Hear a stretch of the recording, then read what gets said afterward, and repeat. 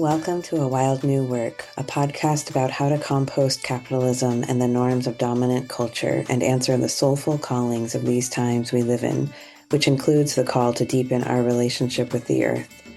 I'm Megan Leatherman, a mother, writer, teacher, and guide. I live in the Pacific Northwest, and I'm your host today.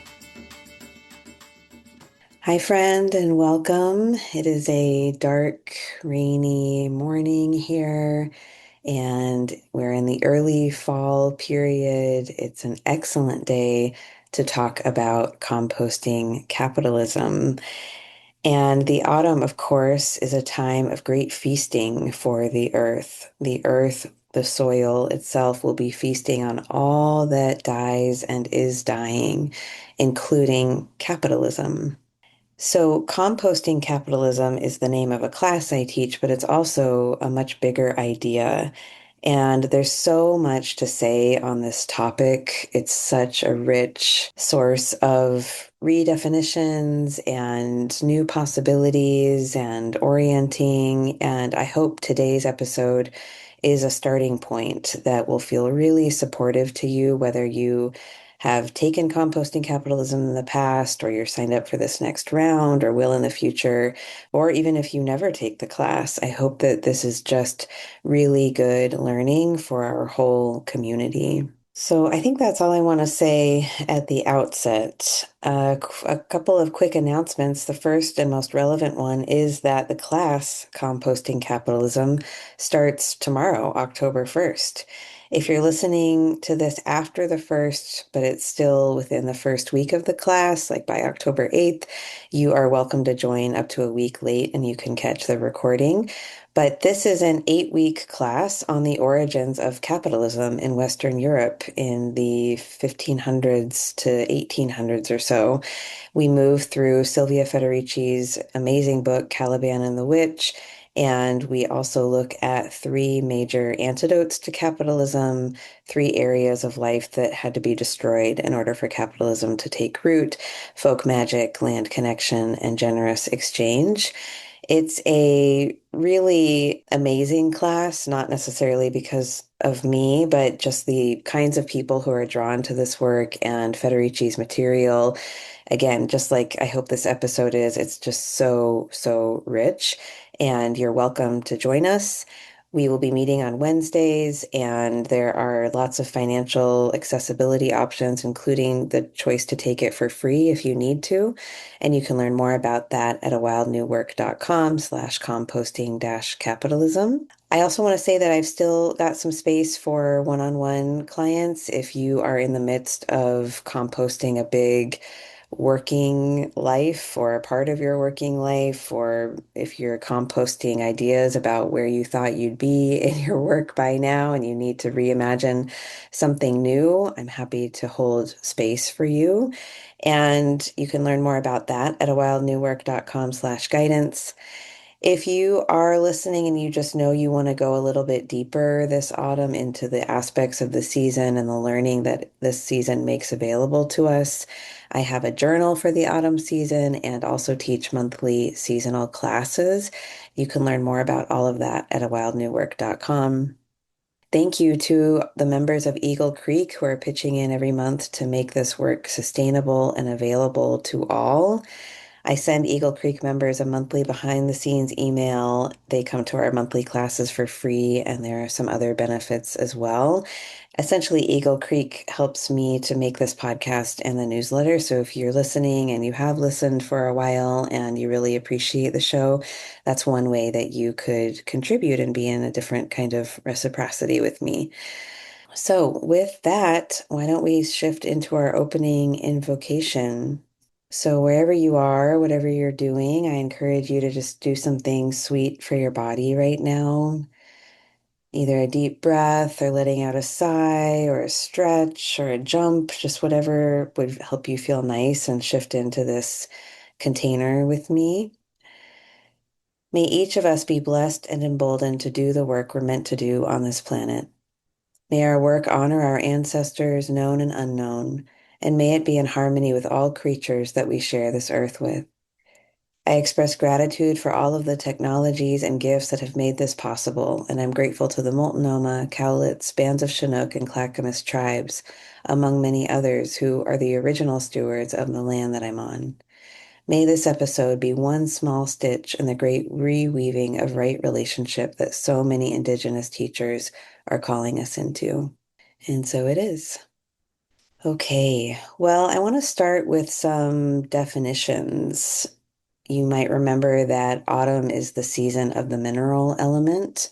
When the force of mineral is at the fore, we can see it very clearly. We feel its influence.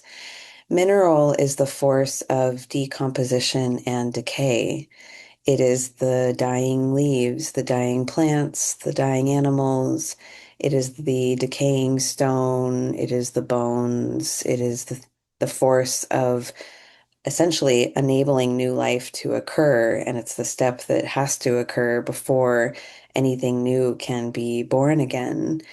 So this season, this autumn, is a chance for all of us to be in alignment with that dance of redefining, of looking at the definitions we've been carrying and deciding, does this still feel true? Does this definition work? Does it help me understand what's really valuable and what I can measure? Not everything can be defined or measured. Of course, there's a lot of great mystery to this life that can't be pinned down, but a lot can be, and it can be very helpful to understand what we are and aren't working with. But it requires regular updating. Not enough people are updating their definitions every autumn season and looking and saying, oh, this is the definition I have been holding about who I am or the work I do in the world or how I'm of service, or this is my definition of success or wealth or generosity, or this is my definition of a good marriage or a good partnership. Really looking at it and saying, does this definition still hold? Does this work for me? Where does it need to be composted? And where does it need to be updated? Everything is up for grabs this fall. You can redefine who you are, the service you bring to the world, the gifts you bring, how you earn a living, what living means to you, redefining your relationships, how the world works. Major paradigm shifts can occur in this time. Big ideas that you had about how the world works, how you work, how things should be can fall away. And it can be graceful. It can be quiet. It can be soothing. It doesn't have to mean that all your leaves are torn from you before they're ready to fall. These things can just fall away. The wind can carry them. They can land softly on the grass. The rain will come and help them to decompose into the soil so that when winter and spring come, something new can take root, some new definition of who you are that is empowering and big and spacious enough, new definitions about what it means to earn a living, what it means to really live, what it means to be loved or in love, what it means to be a good friend, or what it means for the world to feel like a safe place.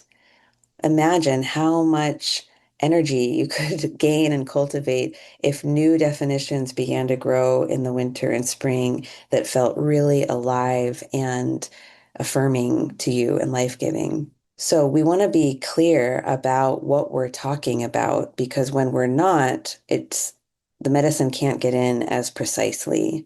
So I want to start by defining capitalism. And even if you have studied capitalism or you believe you know how it works, I encourage you to just keep an open mind in this episode so that perhaps something new can come in and something else could be redefined or dropped away in order to support you continuing to navigate this in a good and sturdy way. So, capitalism is at base an economic system in which a few people own capital, like a factory or a machine or a farm or the money invested in a startup. And that capital is used to make a profit. So a few people own the capital, and then the rest of us come and we trade our labor, our time, and our knowledge, our energy for a wage. So you go to the place where the capital is, the startup, the factory, the farm. You give away your life force, and they give you money in exchange. And that money is used to buy what you need in order to survive: food, shelter, clothing, etc. So I'll give you an example in case that's helpful. Let's say that there's a really wealthy person who has extra money and they invest it in a bakery. They buy the bakery, they buy the building that it's in. They don't work there, they just own the capital. They own the baking equipment, they own the flour, the ingredients, they own the building itself. And they pay money to workers who will come and use that capital to make bread. Those workers come and trade their time and labor for a wage, usually the lowest wage that will suffice because the owner must make a profit. That's the purpose of capitalism. There's no like sweet version of capitalism where no one cares about making a profit and it's just like everyone getting their needs met. That's not capitalism. So these workers come and they bake the bread, and then the person who owns the bakery pays them money to bake that bread. And rather than just eating the bread that they made, since we live in capitalism, they need to work on making the bread and be paid for it. And then they use that money to buy back the bread that they just made. So, capitalists are people who own capital and will do whatever it takes to make the most profit possible. If you don't own capital that other people sell their labor to work with, and you're not willing to do whatever it takes to those people or the earth for profit, then you're not a capitalist. You don't need to worry about that.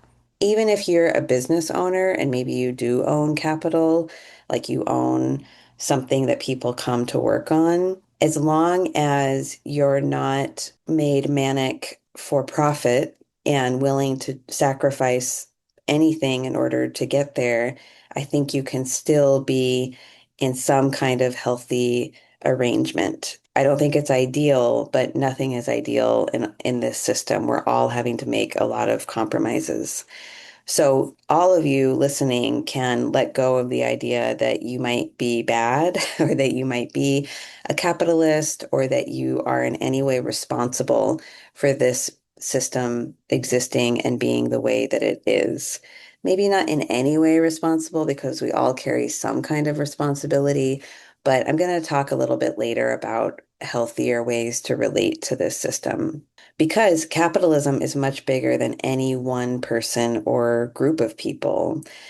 In my experience studying capitalism for the last 6 years or so, to me, it feels like an infection. It feels like a virus. It feels like something that has a life of its own that no one person started or can start or can stop. And in the class I teach, Composting Capitalism, we talk about how capitalism is really, really harmful. And we talk about why and how and all of that. But it's not the original wound that has led to things being the way they are on this planet.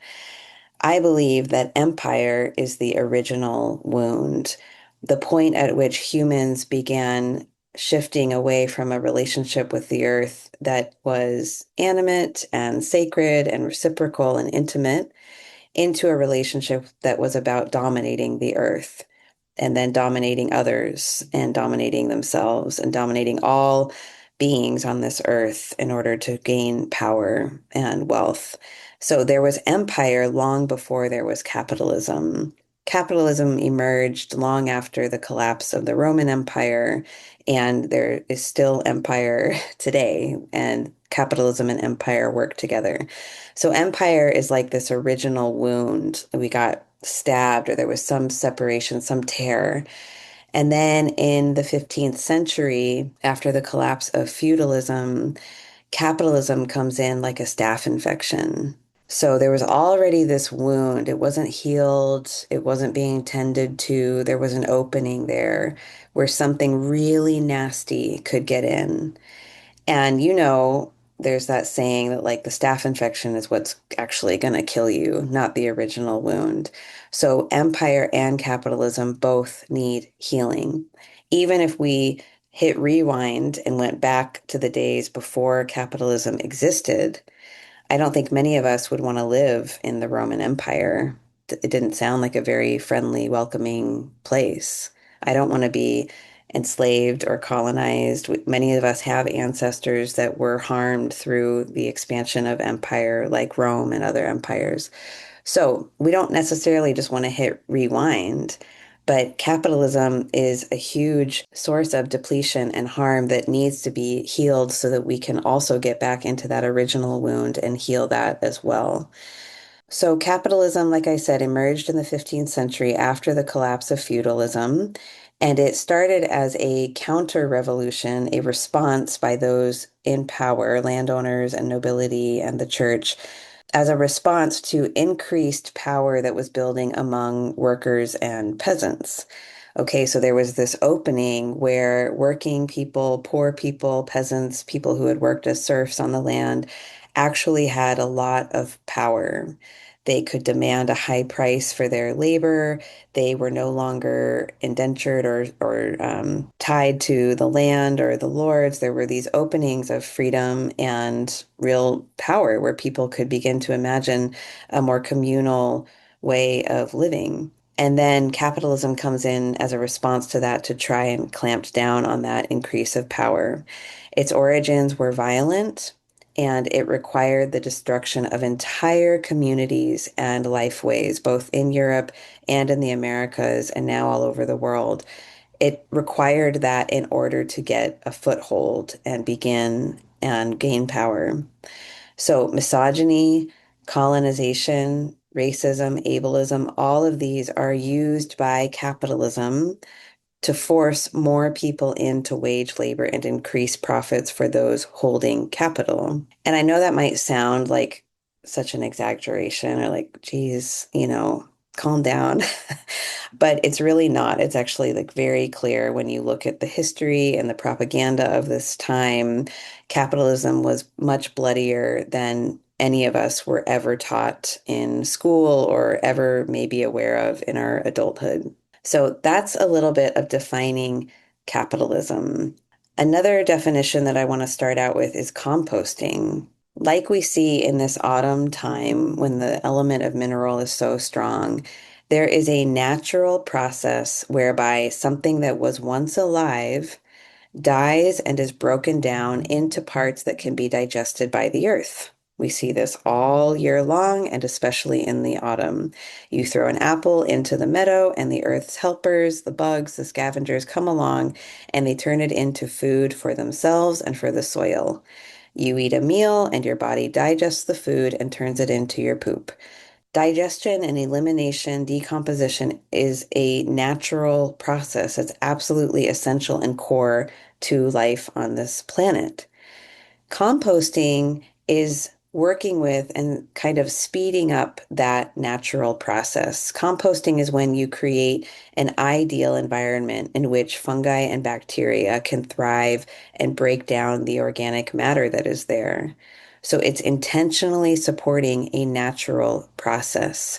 It doesn't mean that you're in there trying to decompose the natural matter. You don't want to be eating rotten banana peels or nasty moldy bread. That's not good for you. There are other beings whose job it is, whose role, whose gifts to this earth are to break that down. And our role is to create the space where they can do that, where they can do their good work.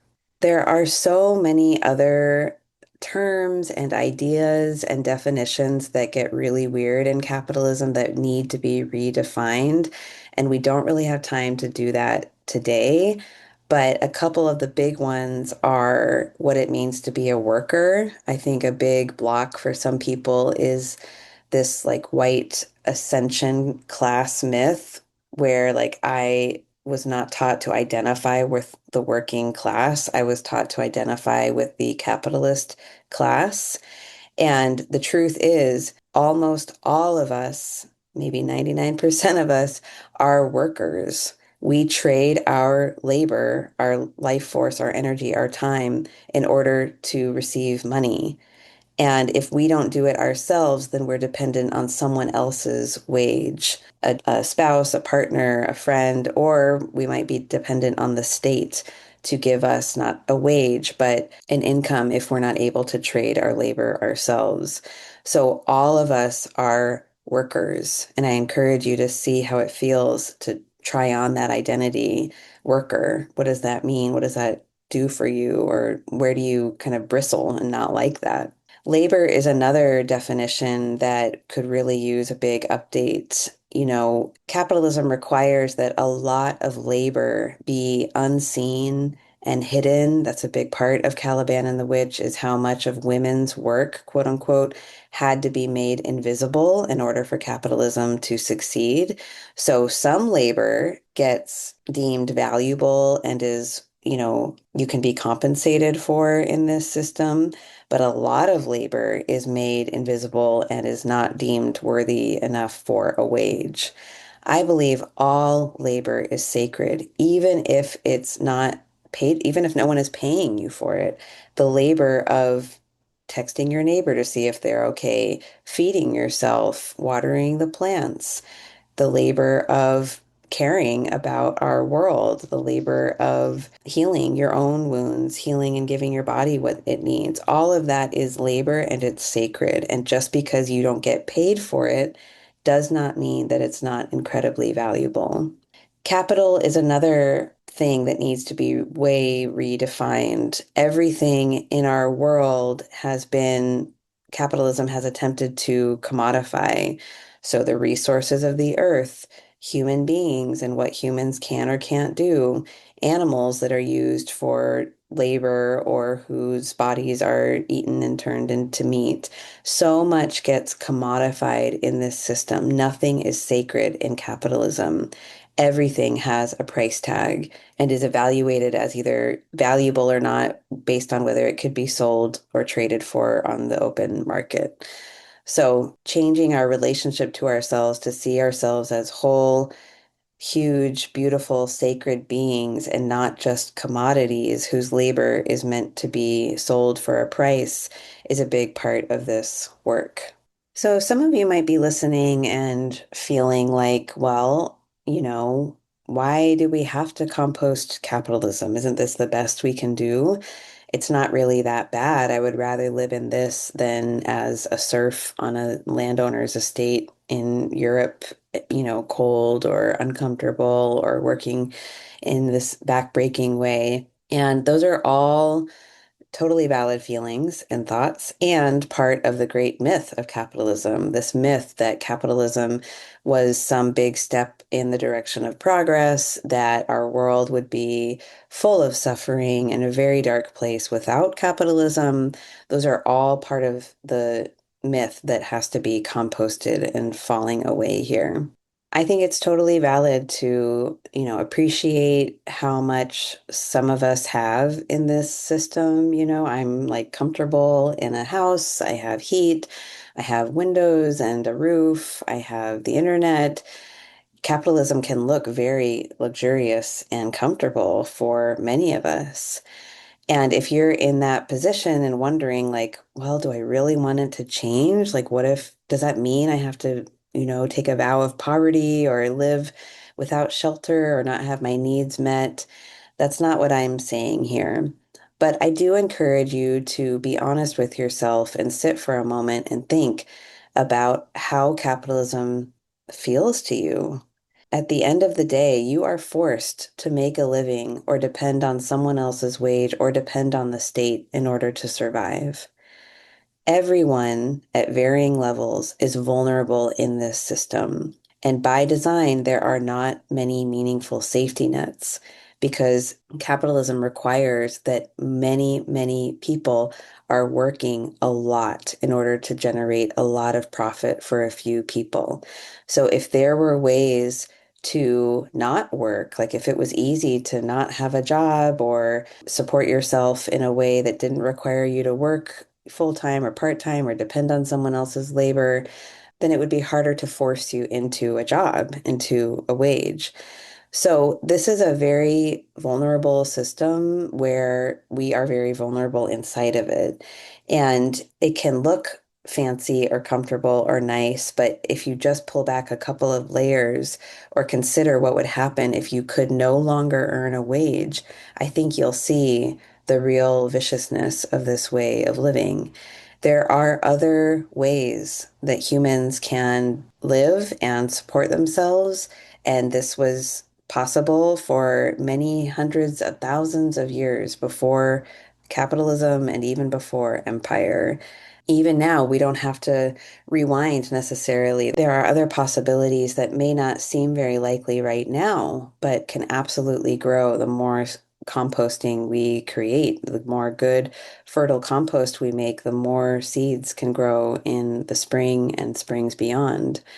So capitalism isn't just an economic system now. There is a whole worldview and mythos built up around it that makes it hard for us to see or even imagine how anything else could be possible. But it is. You know, the bakers could just own the bakery themselves. We could go back to not using money and just bake our own bread because we have the time and support to do so because we're not selling our labor for 8 hours a day. We can make our own sustenance at home. Or maybe you trade a loaf with your friend who has lots of zucchini to give away, and we can be in relationship that way. So when capitalism was invented or introduced, you can see in the way that people reacted that it was an appalling, shocking idea. Why would I leave my home, my little homestead, the place where I sustain myself, and go work in a mill or on an estate to earn coins and paper that have no inherent value just to be able to buy the thing I can grow myself right here? So nowadays, we just think it's like normal and this is just what we do and this is what works best for humans right now. But you can see if you look at the history that it was an appalling, shocking, ludicrous idea that people did not gleefully sign up for. They had to be killed, hung, made into slaves. They had to be decimated through disease. They had to be absolutely violently subjugated in order to get into those jobs that now we expect just to be normal. Like, well, to be a good person, it just means that you will go get a job. That's you need to just do that, and it's good, and it's the way things should be. And if you don't succeed in the traditional employment system, something is wrong with you. But it doesn't have to be this way. It was not this way for a long time. And just because we can't see a big new path yet out of this doesn't mean that this way of being isn't ready to die. We know that capitalism is already decaying and dead and rotten because it stinks. We can look at the history and we can see that this was never a life-giving system. And nowadays, 500 years later after its emergence, it might have a pretty painted face, it might have a nice tie on, but they've got one eyeball hanging out and they can't stand straight and they stink. So do not be fooled. There is not life here. Capitalism feeds on death and decay. That's all it offers. So it can actually, it's already on its way to becoming composted. And we don't have to know what's going to grow in its place in order to aid in that ending. This autumn is a good time to remember that there are seasons when things come to an end, and the ending is the only part of the story that we can see. We don't know what's going to bloom in the spring. We don't know what's going to grow where these mushrooms are right now. We may have some ideas based on what grew last spring, but part of living in a soulful way is trusting that there are times in our lives and in our collective experiences where something is just meant to die and fall away. And we can be a part of that. We can aid in that. We don't have to know what the new thing is that's going to emerge, but something will. And our job is to let go of what's dead and trust that it can be transformed into something else, that it will be transformed at the right time. And we don't have to know exactly how to do that or how it's going to happen or when or what it will become. When we talk about what it means to compost capitalism, I want to say at the outset and make a big headline that there is not much that we have to do. So many of us are used to like, okay, I have to come in and make a plan. I have to work this thing. Like, I'm going to come and I'm going to compost capitalism. And it's going to be a lot of doing, and it's something I have to will into being. Again, capitalism is already rotten. It is already full of decay. It's this nasty infection, this gaping wound. We don't have to kill it. There's already death here. And you can see that by how much energy has to go into convincing people that it's not already dead. There is a whole apparatus, a whole collection of apparatuses or apparati that work to convince us that capitalism is not a nasty, rotten system. I think about my own time working in the field of human resources and how much energy went into convincing people to like work, that they should be grateful for this job, that you should give as much of your life force and energy to this job as possible because that's what it means to be successful. That's how you can feed yourself and have a nice life. And if you don't like this job, if you don't like this place, something is wrong with you. And I see this all the time still in this field of people operations or talent development or whatever new lingo is circulating. It's the same shit. And I don't, if you're in this field, I'm not disparaging you at all, but we absolutely have to be honest about what it is. Human resources is there in large part to convince people to try to hide the dying, nasty thing and say, like, look how much fun this is. And it's so bright and colorful and welcoming and diverse. And you should come in and, oh, you're not being forced to be here. This is a choice. This is an at-will workplace or whatever the term is. We have to be honest about the fact that this is absolutely forced. We may have some choice about like which organization we go to, or we could negotiate something about our wage or compensation package. But at the end of the day, you are a worker who's being forced to sell your labor at as high a price as you can, or as low a price as you're willing to accept. And that organization, even if it's a wonderful nonprofit or whoever it is, at some level, that group of people, those capitalists at the top, are trying to get as much from you as they can for as little as they can. So, again, this doesn't mean that any one person is evil, that if you work in HR, you're bad. But we have to start being a lot more honest about what this is and see that this is a dying, decaying, gross thing that we don't have to keep giving our life force to. There are ways that we can begin divesting from it and allowing the natural process of decomposition to occur. There's another thread I want to talk about for a second, which is this idea of like composting capitalism versus resisting capitalism. And both approaches are really valuable. I'm not trying to set up a binary here. But what fits for me with the idea of composting capitalism is that it fits in with my belief that our role as humans are to be humble participants in this earth's rhythms and processes.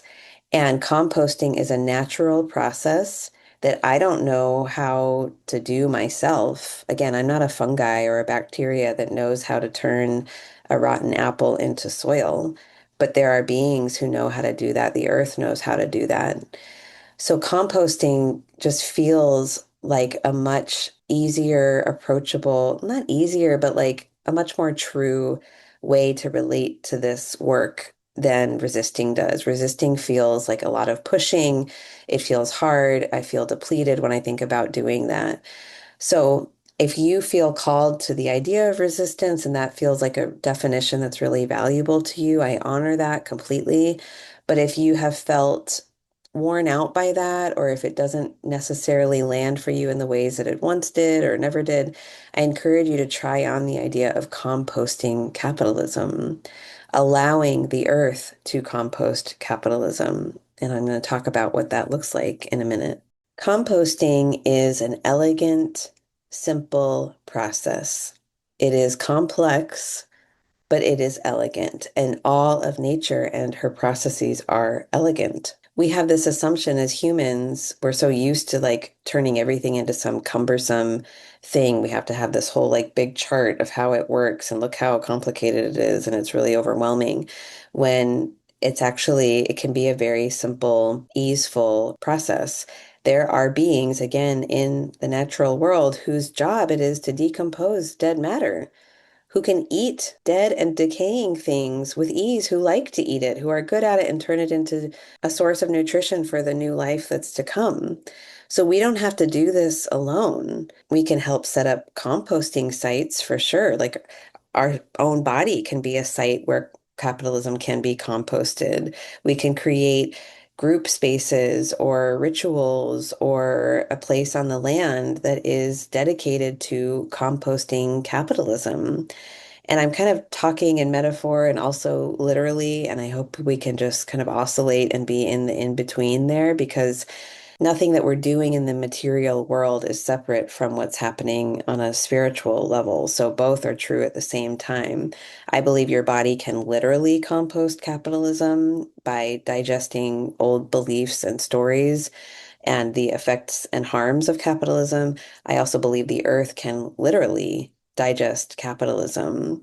If you think about what would happen if a factory or an industrial farm was just left alone without any human intervention and abandoned, the land would take it back. The land will eat that bastion of capitalism and turn it into nutritious soil and shelter and a home again for the beings on the land. So, one of the big questions here is if capitalism is an infection, if there's decay here, do we trust the Earth's body to know how to heal itself? Do we trust our own bodies to heal and eliminate what needs to be taken away? The mineral element corresponds to our lungs and to our colons. So, in the body, the mineral element helps us with the process of elimination. It's the exhale, it's the poop. And we know that when a body feels safe and nourished, and when someone has what they need, which can look many different ways based on what their body is like and the environment and the season and what's been going on in their history, when there's safety and nourishment and the body is given what it needs, most of the time it can facilitate the process of elimination with ease without us commanding it to. You don't have to know how things work in your stomach in order to be able to poop. You don't have to understand what your lungs do with the oxygen you breathe in and the carbon dioxide you breathe out in order to exhale. You can just poop and exhale when you need to. Again, as long as your body is has what it needs. Your role is to allow the intelligence of your body to serve you, to do what it wants to do, what it knows how to do. Again, assuming there aren't other major obstacles to this. Your role is to eat decent food that can be digested by your body, to get enough sleep, to move, to take deep breaths and get the oxygen you need, to give yourself what is necessary in order that your body can go about its innate functions. And it's the same with the earth. The land knows how to heal. And it really doesn't take much in order for that to happen.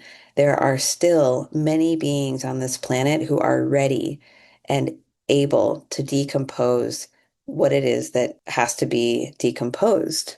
So, composting capitalism is about giving capitalism back to the earth, getting out of the way of the dying, not trying to prop up the system anymore, humbly allowing the death that is underway to occur.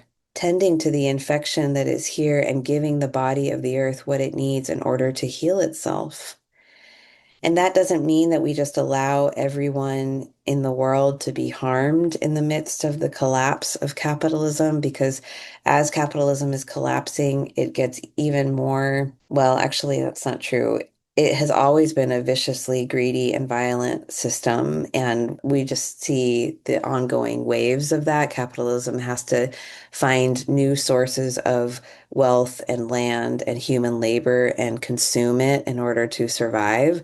So when we see empire reaching out and colonizing places, or when we see the takeover of lands or genocide or new mines and public lands that are getting turned into quote unquote natural resources, those are all just modern ways that capitalism is attempting to survive and keep growing. So we don't want to just throw our hands up and say, oh, well, the earth's going to take care of it. We don't need to do anything. We're just going to sit back and watch this all die away. I'm not saying that. I think one of the major ways that we can help to compost capitalism and keep ourselves safe is by at least naming what is happening. So even if you have to be in a job that you hate and you're selling your labor, at least be honest with yourself about what that is. Oh, I have to sell my labor in order to survive in this system. It is okay if I don't want to work. It is okay if I hate this, if I think the CEO is really nasty and greedy, if I think what's happening in order to make a profit is wrong.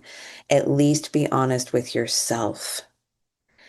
And then we need to be honest with each other. If you're in the role of human resources or something like that, maybe whispering to others that you understand that they're forced to be here. You understand that if they had a choice, they probably wouldn't be in this job. Imagine what would happen if more and more people in HR were saying that.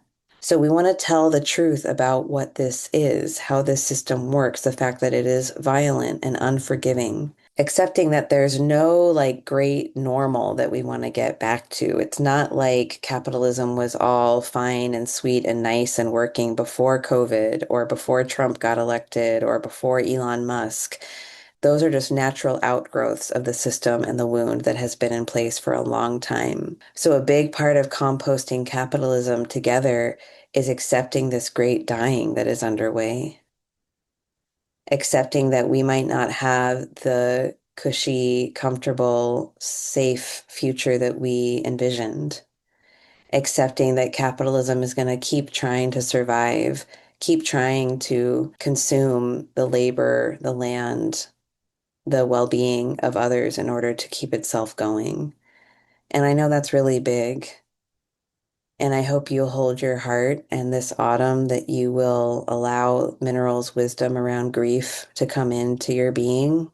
I hope you will feel that grief, feel the fear that can come up in the midst of this death, and that you'll let it move through you and give it to the earth.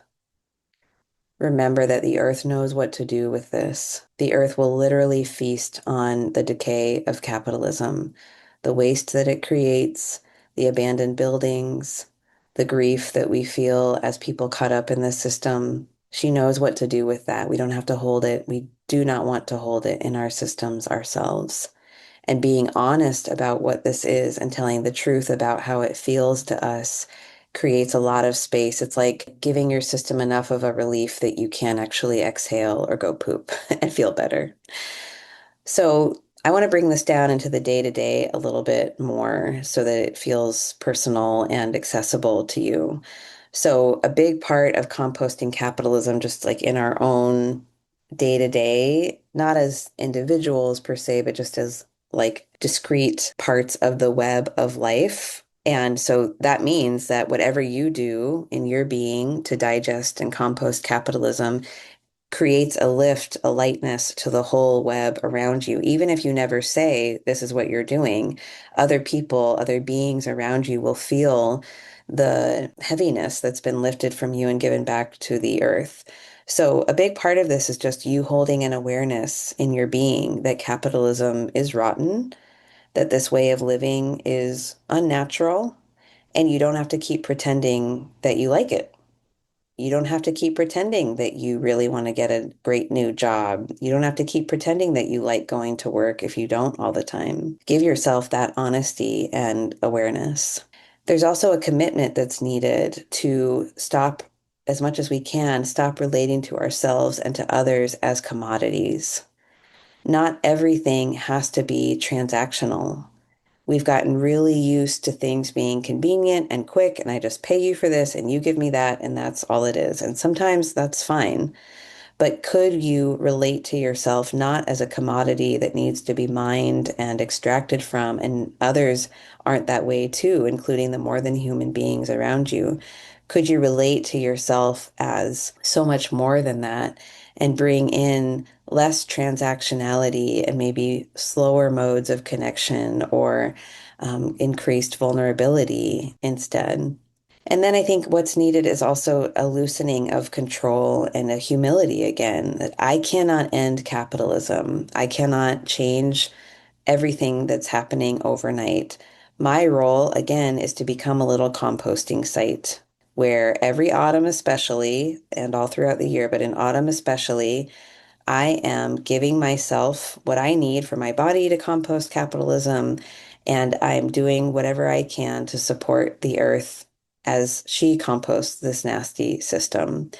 That can look like just adding less and less to the structure of capitalism, adding less of your time, your energy, your attention, your belief, your support, your money. Maybe you can't stop working or can't quit this job, but could you give it a little less of your heart space? Could you give it a little less of your belief? Could you stop adding to the insanity that occurs in the workplace where people are trying to convince each other that this is all fun and great and we're all here by choice? It doesn't have to be an outward letting go of capitalism if you aren't able to get out of a certain job or situation, but could it be an internal sanctity that you reclaim so that capitalism takes less and less from you over time?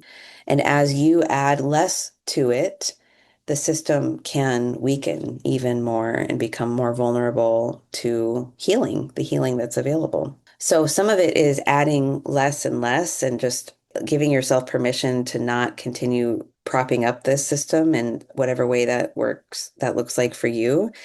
And then it can also be just a move toward what you love, just a move toward the song that you want to be a part of, living seasonally, doing what you enjoy, being out with the land, growing what you like. In the class that I teach, we look at these three primary areas that were damaged in the advent of capitalism and how we can reclaim them. We look at folk magic, land connection, and generous exchange. Those are all areas that just feel really good to engage in. And it turns out they are very powerful antidotes to capitalism. So any movement toward what you love and what is nourishing to you is like taking in good food and water that will allow your body to eliminate what it knows is no longer needed. So again, your role is not to literally compost capitalism. Your role is to create the bin that can hold the composting process. Your role is to give the compost pile dead matter, old ideas and beliefs, your tears, your grief, so that natural processes can be underway. So, what this might look like in one particular day is, waking up and deciding that your health, your well-being is the most important thing. Finding ways to connect to the earth's bounty and beauty. So, appreciating the good coffee or tea that you have, eating food that is as healthy as you can access, tending to what is alive, to the plants, not treating yourself or others as a commodity. So maybe you do have to work today, but could you light a candle before you start, or give yourself some sweetness, or hold your heart in the car before you go in and tell yourself the truth about what this is, and apologize to your body for the stress that you're about to ingest, and do something after work to complete that stress cycle and eliminate some of that you may have picked up. Perhaps you're going about your day and you're purchasing something from someone across the counter, and you decide that you're not going to treat this as just a regular transaction between two robots, but that you'll risk vulnerability and maybe make conversation with them or make eye contact with them. Perhaps you set an intention to enjoy your life in some way. And over time, you can begin to cultivate a new guidance system, a new set of values where perhaps what you used to deem as success or power, you are starting to see differently now. That what would feel really good to you in this system would be new definitions of success or power or wealth or reciprocity or whatever it is that you want to redefine. And I bet you're doing a lot of this already. And this fall is just a chance for you to put down even more, to divest from capitalism in other ways, to do more of what you enjoy and give less of your energy to this exchange, this capitalist exchange, to witness the Earth's composting process and learn from it. So as you move toward what it is that you love, toward your own vitality, it's like the Earth gets another bite to chew on. You can get out of the way and you can just drop it down. Allow what is ready to come out of you, ready to come out of this system to come to the earth and just begin its decomposition process. And some ways that you know you're on track with composting capitalism are that capitalism begins to make less and less sense. You're like, holy shit, why do we sell our labor for a wage? Why do we have wages? Why can't I just grow what I need and my neighbor grows and we can come into some other kind of way of sustaining ourselves? Why do some people have way, way more than anyone else? I mean, there's so much that can just fall away. The veil can just fall away. And you know you're doing the work when what used to be seen as normal just begins to make less and less sense. I think you also know you're on track when you begin to make choices in your life based on what is deeply meaningful to you, where you're not trying to win at capitalism anymore. You just want to live as well as you can inside of this context.